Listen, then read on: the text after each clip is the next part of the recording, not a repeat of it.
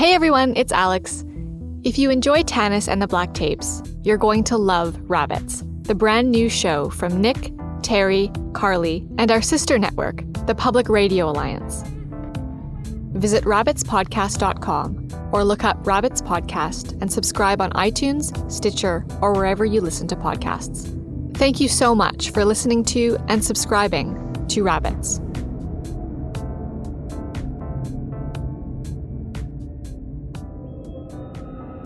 Here are the first 6 minutes of Rabbits.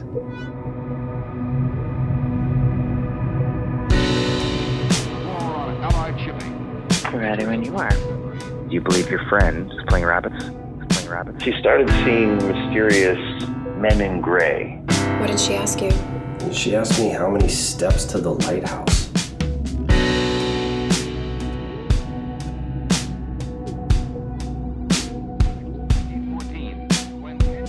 What do you know about chaos theory? The streets were red, then black with blood.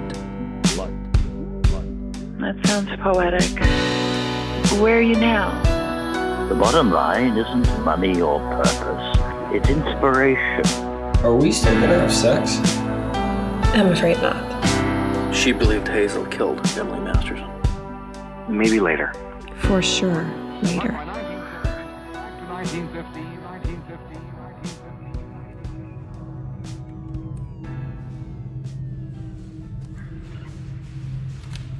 I first heard about the game just about a month ago.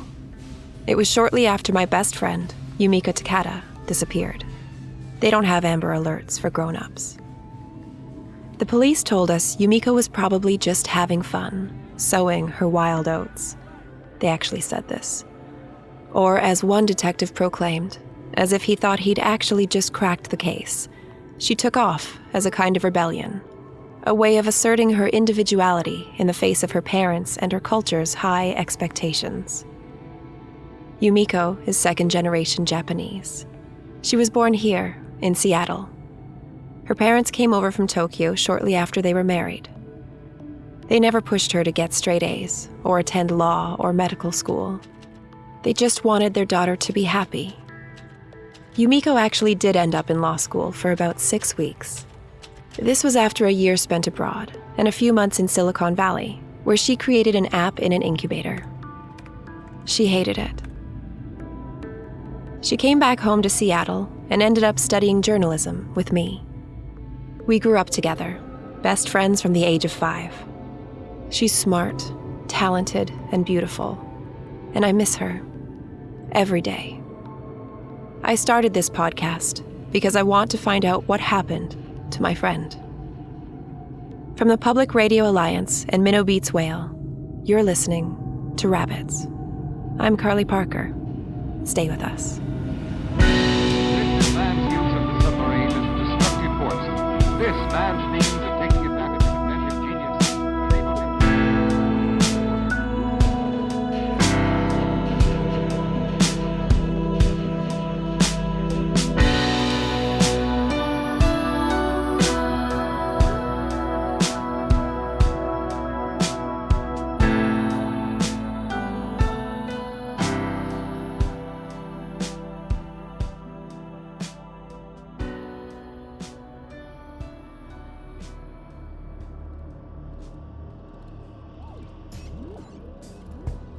Okay, so before I go and get seriously Veronica Mars on this thing, I need to give you a bit of background on the world of this story. Or perhaps more accurately, I need to give you a bit of background on the story of one very idiosyncratic world.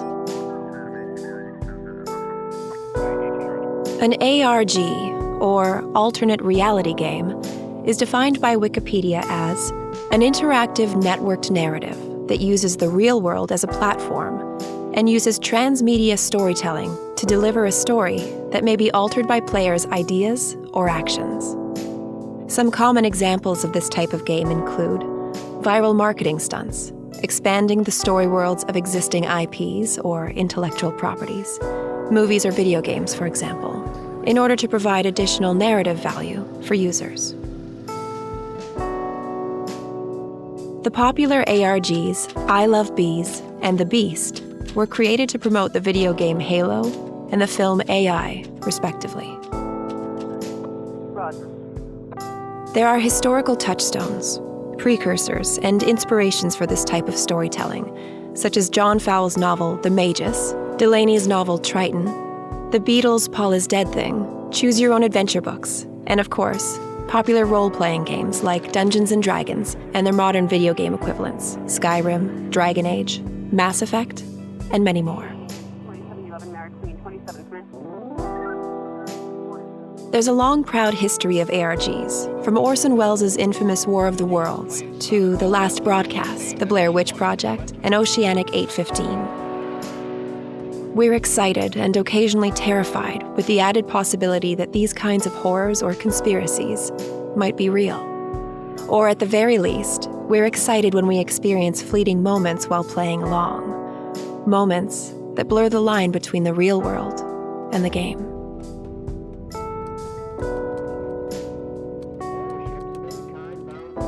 Both The Lost Experience and Find Oceanic 815 promoted the very popular television show Lost, and gave the viewers of that television show a momentary buzz, a feeling of the fictional world and characters of that show crossing over into real life, or at least the real-life internet.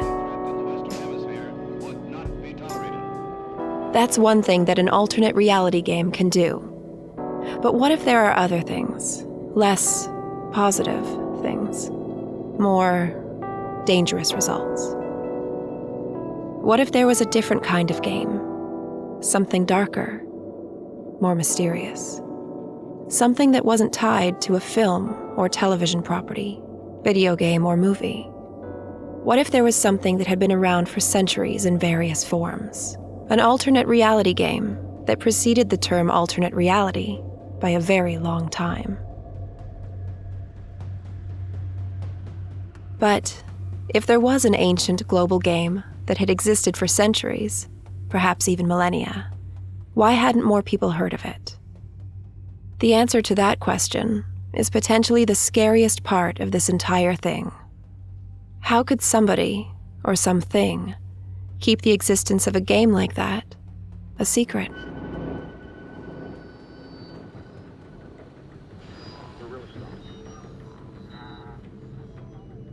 It's Rabbits. I'm Carly Parker. Until next time, stay safe.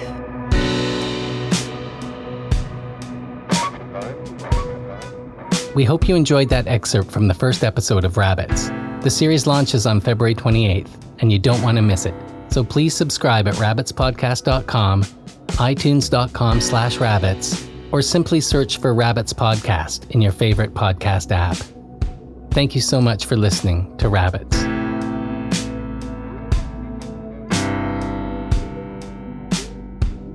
Rabbits is a Public Radio Alliance and Minnow Beats Whale production. Produced by Hollis Adams Lane. Produced, mixed, and edited by Terry Miles and Carly Parker. Additional editorial and production assistance by Morgan Stevens. Associate producers Tara Pratt and Bailey Everett. Producer Emeritus Mackenzie Howard. Executive producers Terry Miles and Hollis Adams Lane. You can support Rabbits by visiting our website at rabbitspodcast.com and clicking on support in the top right corner. If you enjoy Rabbits, please rate and especially review on iTunes, Stitcher, or wherever you found us. Reviews are key to keeping Rabbits on the charts where people can find our show. Thank you so much for listening to Rabbits.